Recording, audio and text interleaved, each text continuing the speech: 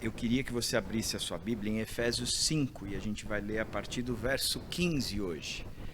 Mas, sinceridade, a gente vai ler um texto que trabalha o conceito de relacionamentos entre marido e mulher. Mas eu não quero focar no relacionamento entre marido e mulher. Então, vou pedir para você, de uma forma assim extraordinária, com uma força bem grande, não focar nesse texto como se a gente estivesse tratando a questão de homem, de marido e mulher, mesmo porque vai chegar ali logo no início dizendo que mulheres sejam submissas, e é isso aí, gente, acabou, entendeu? Não preciso falar mais a respeito disso, é o que está. E só falo isso porque a minha esposa não está aqui, porque se ela estivesse aqui, eu não falaria assim de forma nenhuma, eu só ficaria no marido tem que amar a esposa como Cristo amou, mas porque eu sou extremamente submisso a ela, né?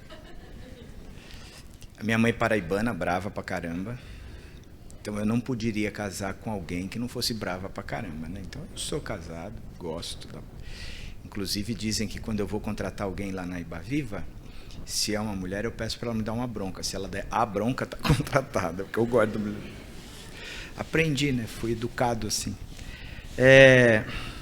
Quero com vocês trabalhar a graça fora da caixa em cima desse texto de Efésios 5, 15 e 17.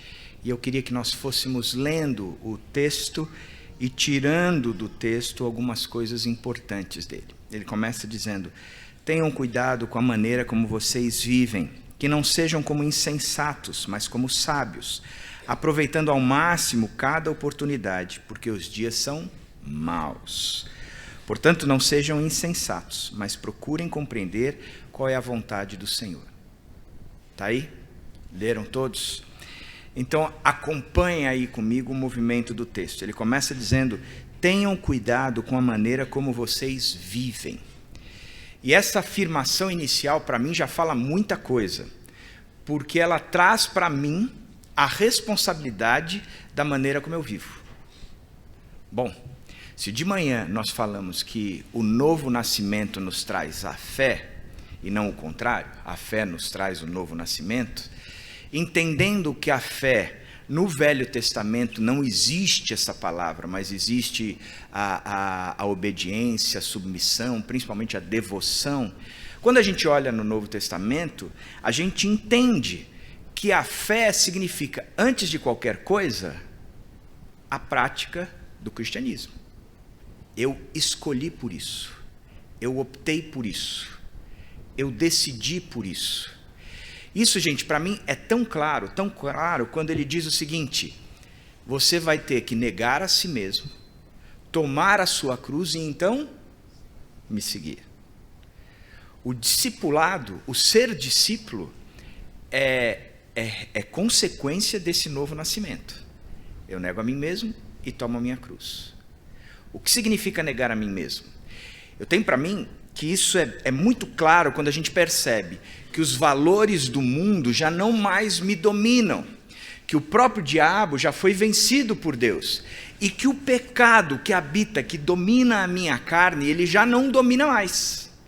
Portanto, o pecado já não tem mais domínio. Antes eu estava sob o domínio do pecado, não tinha como vencê-lo. Antes eu estava de acordo com os valores do mundo, poderia achar um ou outro mais assim incoerente, mas na verdade eu continuava centrado em mim mesmo, e isso é fato. O orgulho continua sendo o rei de todos nós, e o diabo tripudiava em cima de todos nós. É interessante de olhar para isso quando a gente vê lá em Gênesis 1, 2 e 3, que o que o diabo faz com que Eva e Adão promovam é a falta da necessidade de Deus. Você não precisa de Deus. Ele só está falando isso porque ele sabe que no dia que você comer, você vai se tornar como ele, conhecedor do bem e do mal. Você não precisa de Deus. Ela alimentou isso. Você vê que ela viu que o fruto parecia dar inteligência, ela viu que o fruto parecia ser gostoso, e ela vai e come. Então a gente percebe um movimento de olhar para Deus e dizer: você não é necessário para mim. Por isso que o primeiro mandamento é: eu sou o único Deus. Serei o único Deus na sua vida, caso contrário, não. Legal. O que isso significa? Que a salvação é essa renúncia. Eu digo não para mim mesmo. E aí eu tomo a cruz. Acho bacana nisso, porque a gente começa a olhar pessoas que tenham dificuldade de vencer determinados pecados e se apresentam como isso. Ok, eu tenho muita dificuldade com, sei lá, pornografia, com a mentira, eu sou um mentiroso, como se isso fosse algo que não fosse vencido, ou pudesse ser vencido. Isso é mentira. Porque a Bíblia diz que o pecado já não nos domina mais. Portanto, a minha identidade não é o pecado. Qual é a minha identidade? Eu neguei a mim mesmo, eu tomei a minha cruz, então agora eu sigo Jesus. Eu sou discípulo de Cristo. Aquele que morreu para si mesmo, mas como discípulo de Jesus Cristo, o morrer para si mesmo e negar a si mesmo significa que agora eu tenho que tomar cuidado com a maneira como vocês vivem. Paulo já chega de cara dizendo isso. Tomem cuidado com a maneira como vocês vivem. Tomem cuidado. Significa que nós, cristãos de verdade, a gente tem atenção voltada para a maneira como a gente vive. Não pode passar desapercebido de nós a maneira como nós vivemos. Pelo contrário, não pode. E o texto continua dizendo que não sejam como insensatos. E por duas vezes o texto que nós acabamos de ler, ele diz que não sejam como insensatos, e mais tarde ele diz: não sejam insensatos. Que a marca daquele que toma cuidado com a maneira como vive é a marca de um cara que não é insensato. O que é insensato? Aquele cara que não tem sensatez. Óbvio. Mas o que é isso? O que significa isso? Cadê o Rodrigo? Está aí? Rodrigo, o que significa insensato? Rodrigo, hoje à tarde eu estava conversando com ele e ele disse que se eu não faço pergunta para ele, ele não presta atenção no texto, na mensagem. Então agora, Rodrigo, você vai prestar atenção na marra, porque eu vou perguntar para você para caramba. Insensato.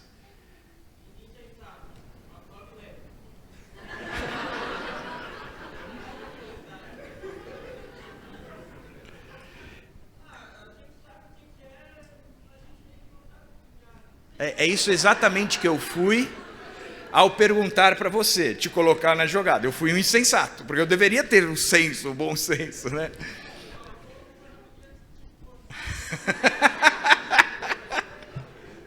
Chega agora, tá, Rodrigo? Se quiser ir no banheiro dormir, tá beleza, tá liberado para você. Eu já percebi que você participa bem, então por mim tá bom. Tenham cuidado com a maneira como vocês vivem. Obrigado, Rodrigo. Mas não sejam insensatos, não sejam insensatos. Ok, o que isso significa? O texto explica. Mas como sábios, e aí ele dá dois movimentos. Aproveitando ao máximo cada oportunidade. Aproveitando ao máximo cada oportunidade, porque os dias são maus. E segundo, ok, mas procurem compreender qual é a vontade do Senhor. Aproveitem ao máximo cada oportunidade e procurem compreender qual é a vontade do Senhor. Significa que aquele que tem cuidado com a maneira de viver, ele presta atenção em cada oportunidade. Faca na bota. Lembra o que é faca na bota? Se amarra o herói, você passa fita, aquela prateada silver tape no cara todinho, acorrenta, joga um monte de coisa. Vê se o cara não tem nenhuma arma e joga o cara dentro d'água. Aí o cara todo vai dentro da bota dele e tira uma faquinha desse tamanho. Com aquela faquinha, ele se desprende todinho. A gente tem que ser meio faca na bota. Aproveitar a oportunidade. Aproveitar a oportunidade. Cara, aproveitou a oportunidade, eu estou entrando. Aproveitou a oportunidade. Vou ilustrar com um exemplo meu. O Pedro, meu filho mais velho, ele tinha 3 anos de idade. E como eu não pude jogar videogame, eu já ensinei o meu filho desde pequeno a jogar videogame. Se alguém vai dizer que tempo de tela era algo que fazia, eu não sabia disso naquela época, e a gente entrou nesse tempo de tela mesmo, a gente jogava videogame. Hoje eu já não jogo mais porque não tem mais graça, eles dão uma surra em mim o tempo todo, então eu já nem entro mais no videogame. E eu fui ensiná-lo a jogar o Buzz Lightyear, que infelizmente estão lançando um agora que tem uma mensagem que não é legal. Mas naqueles, eu sabia as falas do Buzz, do Woody, do Andy, eu sabia tudo de cabeça, de tanto que aqueles meninos assistiam. Eu falei, ok, vou ensiná-los a jogar videogame. Aí peguei, dei o controle para o Pedro. Pedro, ó, se você empurrar para frente, o Buzz anda, se você empurrar, ele, se for para o lado, se apertar aqui ele pula, se ele solta, ele dá um tiro, não sei o que. Ele foi aprendendo muito devagar, assim, até que foi ganhando experiência, melhorando, foi ganhando as fases, chegou na última fase contra o Zurg.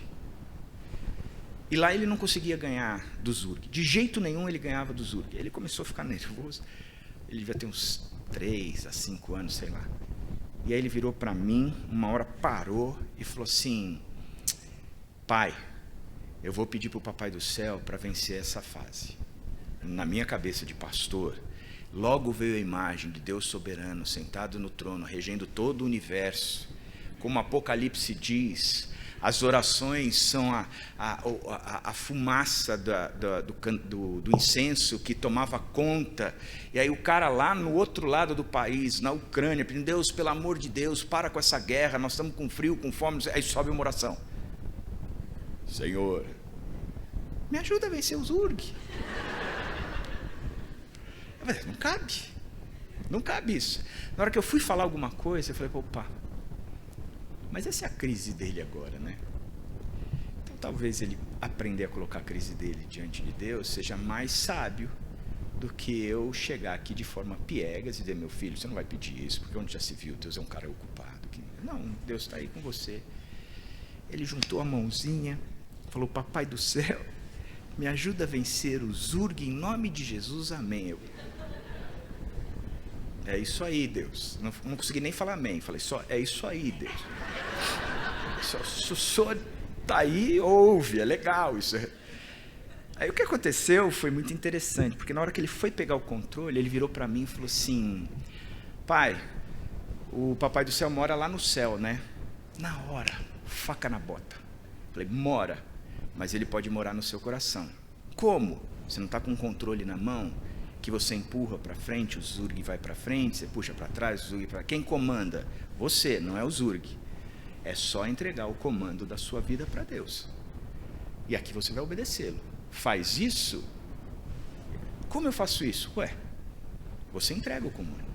Vira para ele e diz, eu quero que você controle a minha vida. E a partir daí você fica antenado nas coisas de Deus para você cumprir cabalmente. Eu não falei assim porque ele não ia entender, né? Cumprir, sei lá. Ok. Aí eu falei, então eu vou orar. Papai do Céu, eu queria que você viesse morar no meu coração. Em nome de Jesus, amém. Nunca mais o Pedro foi o mesmo. Umas 3 semanas depois, tinham algumas amigas lá em casa, amiguinhas dele, porque a gente investe desde pequeno. Então elas estavam almoçando lá em casa e ele conversando com elas assim, você já entregou o seu coração para Jesus, o controle da sua vida? E hoje ele tem todo o desejo de ser pastor. Então a faca na bota. E uma vez eu perguntei para o Felipe, o mais novo, Felipe, você já aceitou Jesus no seu coração? Já sim, pai. Quando? Um dia eu estava parado na cozinha e olhei para cima, vi um disco voador com Jesus descendo nele. Aí eu abri a boca e ele entrando dentro de mim. Eu falei assim, então filho, eu acho que a gente precisa conversar um pouquinho. Porque essa teologia aí, eu não sei se eu concordo muito. Até a oração eu ia. A oração do jogo de videogame eu ia. Mas essa do disco voador não dá, meu filho. Essa é muito... Tenham cuidado com a maneira como vocês vivem. Sejam sábios. Como? Aproveitando ao máximo cada oportunidade. Aproveitando ao máximo cada oportunidade. Aproveitando ao máximo cada oportunidade. Onde que Deus te colocou hoje? Eu estou na faculdade tal, eu estou na igreja tal, eu trabalho não sei aonde. Você já parou para pensar que essa é a oportunidade que Deus tem te dado? Quais são as tuas lutas interiores, de fato? Qual é o pecado que você tem lutado? Você já parou para pensar que essa é a oportunidade que Deus tem te dado? Que é aí que Ele quer trabalhar? Que você se torne parecido com Ele, a imagem dEle, lembra disso? Ok, eu entendi. Então, eu tenho que aproveitar ao máximo cada oportunidade. Como? Aí ele diz, não sejam insensatos, mas procurem compreender qual é a vontade do Senhor. Opa, entendi aqui. Eu tenho que entender qual é a vontade do Senhor. Beleza. Se eu compreender a vontade do Senhor, o que é que eu vou fazer com ela? Obedecê-la. Obedecê-la. Verdade ou não? Ou desobedecê-la. Mas eu faço a escolha. Então, o insensato é aquele que não aproveita o tempo, inclusive, ou principalmente, para entender qual é a vontade de Deus e obedecê-la. Ele perde tempo. Quando a Bíblia diz que a gente tem a capacidade de remir o tempo, diminuir... Isso fui eu que falhei? Não era para falar isso, Deus? Foi mal. Eu volto dizendo que o Senhor desceu do disco voador. Onde eu estava que eu esqueci? Remir o tempo. Obrigado, Peralta. Como é que eu posso remir o tempo? Tiago 1 diz, tende por motivo de toda alegria o passar por provações. Tiago, tu deve ter bebido muito vinho da transformação para falar essa história. Porque quem é que vai ter alegria por passar por muitas provações? É impossível. Ok, porque Tiago não está focando no sofrimento, ele está focando no resultado. Porque a aprovação da vossa fé vai te fazer entrar imaturo e sair maduro. E você vai entrar aqui e sair aqui por intermédio da perseverança. Perseverança não existe sem a dimensão tempo. Então, se o propósito da provação é que eu saia maduro, íntegro e não faltando coisa alguma, quando é que a gente lembra de não faltar coisa alguma? Quando Davi disse, o meu cálice transborda. Quando eu olho e não cobiço, ou seja, eu entro na provação sem ter uma relação de Deus ser o meu único Deus e eu não ter ídolos, para uma relação muito mais forte. Deus agora é o meu único Deus e Ele não tem ídolos. E eu não tenho ídolos. E fiz isso por intermédio da perseverança. E eu posso remir o tempo se eu entender o propósito de Deus para a minha vida. Eu posso encurtar o tempo se eu entender o propósito de Deus para a minha vida. Aproveitando ao máximo todas as oportunidades. Para quê? Para compreender o propósito de Deus, a vontade de Deus. E aí, eu sigo adiante. O texto continua dizendo o seguinte. Espera aí que tem uns movimentos aqui que atrasam a mudança. Não se embriaguem com vinho que leva à libertinagem, mas deixem-se encher pelo Espírito. Aí depois o verso 21. Sujeitem-se uns aos outros por temor a... Isso mesmo. Sujeitem-se uns aos outros por temor a... Obrigado. Um está presente aqui nesse... Rodrigo, sujeitem-se uns aos outros por temor a...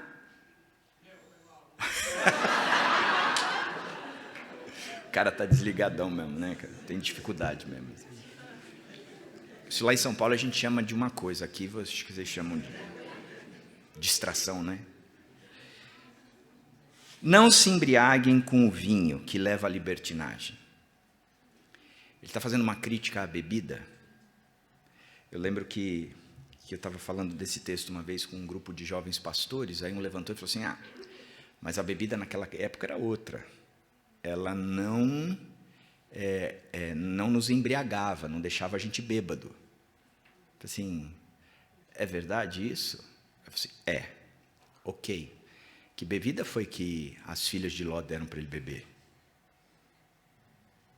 Essa bebida fraca que você está falando, que não alcooliza. Que bebida é que a mãe do rei Lemuel, em Provérbios 31, está dizendo: não fica bem a você, ó rei, ser dado a bebida forte. Dê a quem está angustiado, abatido, dê para esses caras. Então, álcool aqui é álcool mesmo. O vinho aqui é vinho mesmo. Não consigo enxergar de outra forma. Mesmo porque ele está dizendo: não se embriaguem, porque traz um resultado, leva à libertinagem. Alguma bebida sem álcool não leva à libertinagem. Mas o principal é para quem ele está escrevendo. E ele está escrevendo para o pessoal de Éfeso. Existia uma festa a Baco naquela época, que eles participavam muito. Era uma festa ao deus vinho. Eles entravam ali, eles bebiam e comiam, tinha até um lugar que eles podiam ir e vomitar, de tanto que tinham comido e bebido, mas aquela bebedeira toda gerava uma baixaria absurda. Então ele estava dizendo, em outras formas, assim: não se encham de Baco, porque promove a libertinagem, mas se encham do Espírito. Deixem-se encher pelo Espírito. Mais uma vez, gente, traz sobre nós a responsabilidade do desenvolvimento da salvação. Nós fomos salvos por Deus, ponto. Foi Ele que veio ao nosso encontro, ponto.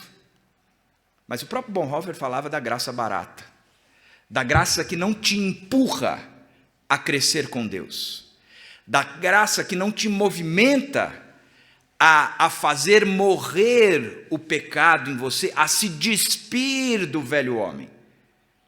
Em outras palavras, a impressão que dá é que o cristianismo de fato, o convertido de fato, aquele que é novo nascido de fato, este paga um preço.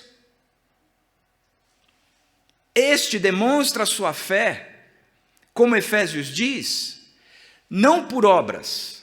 A salvação dele não foi por obras, para que ninguém se glorie, mas foi salvo para a prática de boas obras. E é interessante que a gente olha sempre como há um propósito de Deus na criação. Aqueles que de antemão conheceu, a estes o predestinou para serem filhos de Deus, para a obediência, para a busca da vida renovada. Então, nós somos salvos para. Não há uma salvação sem esse movimento, sem nos empurrar para frente. Não existe isso. E essa tem sido a minha grande preocupação, porque cada vez mais eu acho que dentro da igreja está cheio de gente que foi salva, mas ainda não foi salva para. Não entendeu esse movimento. Não compreendeu o que é isso. O Ari Veloso, o pastor que me criou, ele era muito evangelista. Onde parava, ele falava de Jesus Cristo. Ele gostava pra caramba disso. Qualquer táxi que você pegasse na região do Morumbi, o cara conhecia a Jesus por causa do Ari. Ele dizia assim: se 30% da minha igreja entendeu que Jesus Cristo é o Salvador de fato, eu estou feliz. Portanto, ele alertava os 70%. Eu li uma biografia do Billy Graham, que ele disse que se 20% do público para quem ele pregou entendeu de fato o que era salvação, ele estava feliz. Eu parei de ler aí, porque eu ia chegar num momento que talvez nem eu fosse salvo. Porque um falou 30, o outro 20, daqui a pouco um está falando 10, depois o outro, ninguém entendeu. Não há quem busque. Ok, a porta é estreita. Eu tenho que passar por ela. Eu tenho que negar a mim mesmo. Eu tenho que tomar a minha cruz. Já não sou eu quem vivo, mas Cristo vive em mim. Eu vivo por Jesus. Tenham cuidado, é uma obrigação minha, e se encham pelo Espírito, também é uma obrigação minha. A tradução de se encher pelo Espírito é deixe ser completo. Que o Espírito Santo te deixe completo. Que Ele te deixe íntegro. Que Ele te deixe inteiro. Porque se você se realize por aquilo que Deus está falando. Alex, eu perdi o horário que eu comecei, porque eu estou sem o controle. Você vai me monitorando aí quanto tempo falta, por favor? Vou falar assim o tempo todo, para não ver o Alex. Aí ele traz uma afirmação brilhante. Sujeitem-se uns aos outros por temor a Cristo. Ok. Ele vem dizendo o seguinte, vocês têm que ter o cuidado, está aproveitando todas as oportunidades, compreendendo qual é a vontade de Deus, se enchendo do Espírito. Qual é o resultado de tudo isso? Vocês vão se sujeitar uns aos outros. Por você vai considerar sempre os outros maiores do que você. Você nunca vai buscar o próprio interesse. Você vai buscar o interesse do próximo. Interessante que a sujeição bíblica é uma sujeição que exige amor. Quem não ama, não conhece a Deus, porque Deus é amor. O amor é uma pessoa, não é um sentimento. Muitas vezes a gente confunde amor com sentimento. Com essa história de uma terapeuta que um cara foi conversar com ela, disse, eu não amo mais a minha esposa. Ué, por que você não ama mais a minha esposa? Porque quando eu amava, eu sentia assim, um negócio por dentro, uma borboleta por aqui, isso é gases, eu acho, mas não, ok, o cara está definindo o amor dessa forma. Eu sinto uma borboleta por aqui, um negócio que mexe pra caramba, as minhas mãos suam, a minha perna fica, eu fico ansioso daquela taquicardia de chegar perto dele. Entendi. Então você está considerando o amor esse sentimento aí que te estremece todo, Tá bom, você chega meia-noite em casa, estaciona o seu carro na frente do portão, desce do carro para abrir o portão. Sai um cara, 2 por 2, com uma arma na mão, bota na sua cabeça e fala, passa a carteira, o celular e a chave do carro. Você sentiu uma borboleta? A mão começou a tremer e a suar? A perna vacilou? Então beija que você está amando, cara. Interessante isso. A gente não pode considerar amor como um sentimento. Ele é também. Ele até começa, e eu acho essa uma das expressões mais lindas da existência de Deus. Por que que eu gostei da Dani e não gostei de fulana? Por que que o amor surge, e surge em qualquer pessoa, seja o pior bandido como o mais puro ser humano da face da terra? Surge. E de repente eu me vejo amando alguém. Na minha opinião, continua sendo a expressão de Deus que Ele tem impresso no ser humano. A capacidade de amar. O problema é que o amor daquele que não conhece a Deus é muito centrado em si mesmo.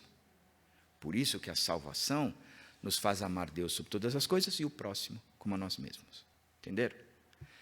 Então, isso é, sujeitem-se uns aos outros por temor a Cristo. Então, eu preciso me submeter ao Alex. O Alex precisa se submeter a mim, porque essa é a marca do cristianismo. Eu vou viver dessa forma. No meu casamento, sujeitem-se uns aos outros por temor a Cristo. Sujeitem-se uns aos outros. Eu preciso me submeter à minha esposa, eu também preciso me submeter aos meus filhos, e a recíproca é verdadeira. Porque a marca do cristianismo é um submetido ao outro. Tende o mesmo sentimento que houve em Cristo Jesus. O que é que Cristo Jesus fez? Se esvaziou.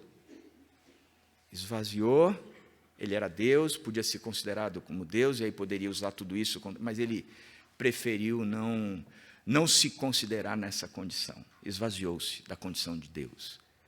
Continuava Deus, mas esvaziou-se.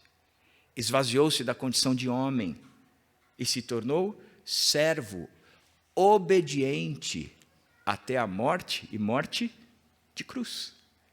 Salvação é obediência, salvação é se posicionar a favor do outro, em sujeição ao outro.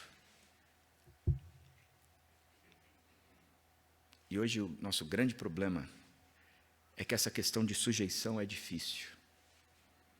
Porque o mundo nos oferta coisas que enchem o meu coração de cobiça por ter aquilo que eu não tenho e orgulho por ter aquilo que tenho. Em outras palavras, o mundo me joga contra o próprio mundo. Ele não promove unidade. Ele promove confronto. Porque o que eu tenho é melhor do que o que você tem, ou o que você tem é melhor do que eu tenho. Eu nunca estou satisfeito. Então, é interessante como Deus vence o mundo quando Ele equaliza isso na nossa vida. Como Jesus nos dá a autoridade de vencer o mundo, porque Ele equaliza isso na nossa vida. Eu consigo amar o próximo como a mim mesmo. Isso não são 2 mandamentos, que eu ame o próximo e que eu ame a mim mesmo. É um mandamento só, fruto do amor a Deus sobre todas as coisas. Aí o texto continua dizendo assim: mulheres, sujeitem-se cada um ao seu marido como ao Senhor, pois o marido é o cabeça da mulher, como também Cristo é o cabeça da igreja, que é o seu corpo, do qual ele é Salvador. Deu tempo já, né, Alex? Podemos ir embora? Não, mas eu acabei. Mulheres, sujeitem-se cada um ao seu marido, podemos ir embora. Mulheres, sujeitem-se. Qual é a novidade que aparece nesse texto? Nenhuma. Concorda? Por quê? Porque no verso anterior, sujeitem-se cada um ao outro por temor ao Senhor. Sujeitem-se uns aos outros por temor ao Senhor. E aqui ele vem e diz: mulher, sujeite-se cada um a seu marido, como ao Senhor. Ok. Essa sujeição já tinha sido no verso anterior. Então agora, a palavra era: mulher, se enquadra aí direitinho, porque o que você tem que fazer, todos têm que fazer. Só que ela traz um conceito interessante, pois o marido é o cabeça da mulher, como também Cristo é o cabeça da igreja, que é o seu corpo, do qual ele é Salvador, gente. Presta atenção. Mais uma vez o texto está dizendo que eu tenho a responsabilidade de entender qual é a vontade de Deus, e porque eu entendo a vontade de Deus, aproveitando cada minuto, eu tomo cuidado, olhando cada momento da minha vida, aproveitando toda a oportunidade, buscando qual é a vontade de Deus. Então, eu me encho do Espírito, e aí eu aprendo a me sujeitar um ao outro. E aí Paulo, na sua infinita sabedoria, ele vem trazendo o resultado da sujeição. E eu volto a dizer, eu não quero olhar aqui a relação de marido e mulher. Eu quero olhar aqui o resultado da sujeição. O primeiro, Cristo é o cabeça da igreja, do qual ele é o Salvador. Ele é o Salvador. Uma submissão que promova salvação. Uma submissão que promove a salvação do outro. Pedro diz: mulher, se o seu marido não obedece à palavra, de boca calada, viva a Cristo para que ele seja salvo. É quase que uma promessa. Mulher, você está vivendo com um cara que não é salvo? Não fica pregando o tempo todo, mas tenha o cuidado de aproveitar cada oportunidade, entendendo qual é a vontade de Deus, se enchendo do Espírito e se tornando sujeito ao seu marido, porque assim você promove, facilita, é canal da salvação na vida do seu marido. Então, quando Deus me coloca na submissão, Ele está me colocando numa submissão que eu promovo salvação. Isso a gente tem que estar em mente sempre. Gente, a gente está brincando com a eternidade do povo. Você está brincando com a sua eternidade. Você não está aqui porque você veio para cá simplesmente porque não tinha o que fazer no feriado, ou porque era a opção mais barata, ou porque você queria conhecer alguma menina, quem sabe um milagre acontece dela não ver quem você é. Não é isso. Você está aqui porque você quer se submeter a Deus e porque você quer se submeter ao próximo. Isso é salvação. Porque eu me submeti a Deus, então eu me submeto ao próximo, promovendo salvação. Essa é a marca da minha salvação e é o resultado da minha condição. Eu só promovo salvação se eu experimentei salvação. É assim que a coisa flui. E o texto continua agora para os homens, dizendo: maridos, ame cada um a sua mulher, assim como Cristo amou a igreja e entregou-se por ela. A proposta é que o marido ame. Ok. Tem muito marido que chega para mim e diz: eu já tentei de tudo. Meu casamento foi por água abaixo. Porque eu não consigo mais amar a minha esposa. Eu digo assim: mentira. Por que você está falando que eu minto? Porque a Bíblia diz que você tem que amar sua esposa como Cristo amou a igreja. Esse é o padrão. Você pegar o livro de Oséias, você vai ver o exemplo de como Cristo amou a igreja.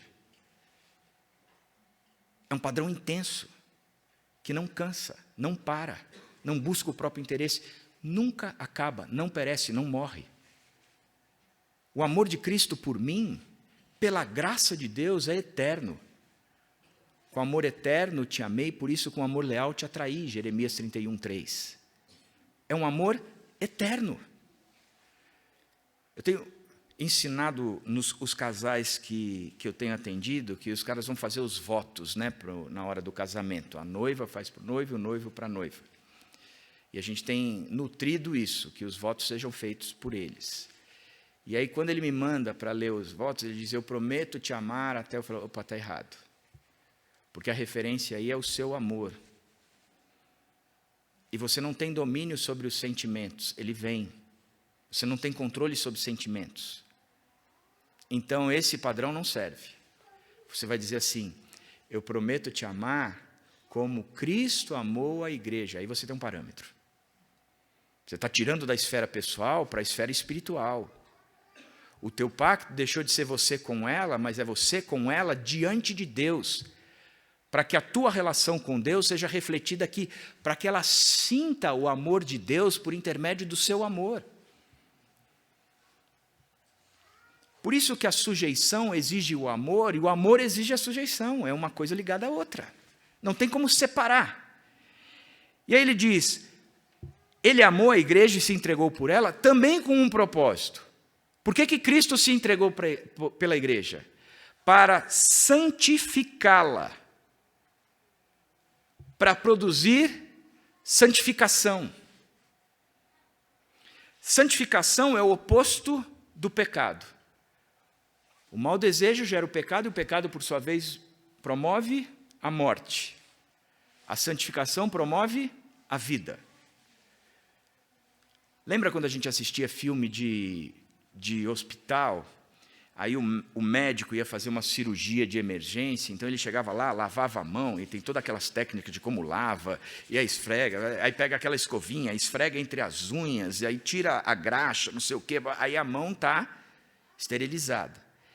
Ele anda de costas para abrir a porta, porque com aquela mão ele não pode colocar mais em lugar nenhum. Aí vem a enfermeira e coloca a luva nele.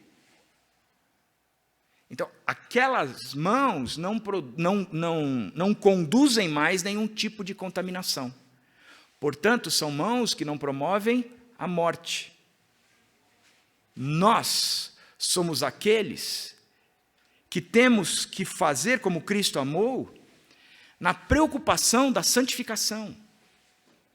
O desafio para os homens dado a Paulo é que você ame, dado ao povo de Efésios, é que você ame a sua mulher, assim como Cristo amou e entregou-se por ela, para santificá-la. Esse processo de santificação. E olha o que o texto diz. Ele continua depois, mais para frente, dizendo o seguinte: e para apresentá-la a si mesmo como igreja gloriosa, ou para apresentá-la, ele, Jesus, para si mesmo. Então, como eu sigo o exemplo de Jesus, a minha preocupação é apresentar a minha esposa. santificada diante do próprio Pai, diante do próprio Deus, porque foi isso que Jesus fez. Ele entregou a noiva santificada para Deus, por Ele mesmo e para Ele mesmo. Portanto, ele diz, a preocupação é que se apresente. E o que é essa apresentação? Ele vem e diz, sem mancha e nem ruga, ou coisa semelhante. Sem mancha nem ruga. Eu estou com 53 anos, vou fazer 54, e começam a aparecer algumas rugas. Como é que a gente trata ruga? Uns vão dizer botox. Eu vou dizer engorda. Engorda, tua cara vai inchando assim e as rugas vão sendo preenchidas. É muito mais fácil, mais prazeroso. Ele diz, é sem mancha nem ruga. Sem mancha e nem ruga. Aonde a gente ouve uma expressão de apresentar algo sem mancha, sem defeito e sem ruga? No papel do sacerdote. No Velho Testamento, nós tínhamos dois personagens bem em evidência, o profeta e o sacerdote. O sacerdote era aquele que trazia o povo para perto de Deus. Era aquele que fazia as leituras da lei, recordava os princípios de Deus, que promovia a adoração, que extirpava o pecado, ele que oferecia o sacrifício, enfim. Ele pegava aquele povo e falava, olha, a gente precisa chegar perto de Deus. Vocês precisam estar... Deus é o nosso único Deus, nós não vamos criar ídolos. O sacerdote fazia isso. Em geral, quando o sacerdote falhava, quem aparecia na jogada era o profeta, que aí trazia Deus para perto do povo. Porque o povo não estava perto de Deus, Deus vem para perto do povo por meio do profeta. Aí o profeta dizia, Deus mandou falar, assim diz o Senhor. E aí ele trazia todo o conteúdo de Deus para aquele povo que estava distante, provavelmente, pela figura do sacerdote. Mas o sacerdote ele tinha uma responsabilidade. Ele tinha que procurar um cordeirinho sem mancha, sem ruga, para apresentar. Então, às vezes, de trazer este povo para perto de Deus, era uma função do sacerdote. E aí, ele apresentava de forma com que essa igreja estivesse santa e inculpável, cheia de vidas e com uma vida correta. O que eu acho bacana é que ele está falando de uma relação que eu existo agora, aproveitando cada momento da minha vida para entender qual é a vontade de Deus. Qual é a vontade de Deus? Deus, eu tenho a fulana e a ciclana. Qual é o caso? Deus vai falar assim, escolhe. Escolhe. Você já está maduro, já tem condições de escolher. Ok. Eu procuro saber a vontade de Deus dessa forma? Sim. Mas não é dessa maneira. A maneira de saber qual é a vontade de Deus na minha vida é para que eu me torne sujeito ao próximo, me submeta ao próximo, na preocupação primária de salvação e santificação. Ou seja, eu sou responsável de pegar aquela pessoa e trazer para perto de Deus. Sou eu que tenho essa responsabilidade. Cabe a mim, que já passei por esse processo, promover esse processo nos outros. Portanto, o desafio hoje é que a graça, ela nos faz, sem dúvida nenhuma, sair da caixa numa condição extremamente simples. Sujeitem-se uns aos outros por temor a Cristo. Eu chego no meu emprego, eu tenho que entender que eu tenho que me submeter a Deus e vou me submeter ao próximo, porque eu quero promover salvação e santificação. Mais do que a minha própria promoção, mais do que a minha própria carreira. Eu vou utilizar a minha carreira e a minha promoção utilizando para promover salvação e santificação. Alguns de vocês conhecem a família Glaser, né, do Detlef, do Ralph Glaser, e ele tem os 2 filhos, o Fábio e o Lucas. Eu tenho caminhado muito com o Lucas, e o Lucas tem me impressionado na compreensão do que é essa sujeição. Ele tem crescido dentro de uma empresa chamada Procter & Gamble, e ali ele tem ganhado promoção. Tem dias que ele senta e fala, cara, eu não suporto esse meu chefe, mas eu estou ali. E ele falou uma coisa que me deixou muito assim, contente. Todas as vezes que eu sou colocado num novo projeto, eu peço a Deus para brilhar a luz dali. E aí eu começo a orar por pessoas que eu percebo que estão precisando de Jesus. E eu só recebo um novo projeto depois que a última pessoa aceita Jesus. Uma visão diferente de trabalho. Rala. Tem horas que ele diz, eu não gosto disso. Não gosto nem do que faço. Mas não é essa a visão. A visão é que eu estou onde eu estou para promover, submeter-me a eles, para promover salvação e santificação. E eu vou refrisar isso. Uma obediência que me faz viver uma vida diferente, que promove salvação e santificação. Feitos? Compreendidos? Rodrigo, tudo ok? Entendeu ou preciso repetir? Que Deus abençoe a vida de vocês aí.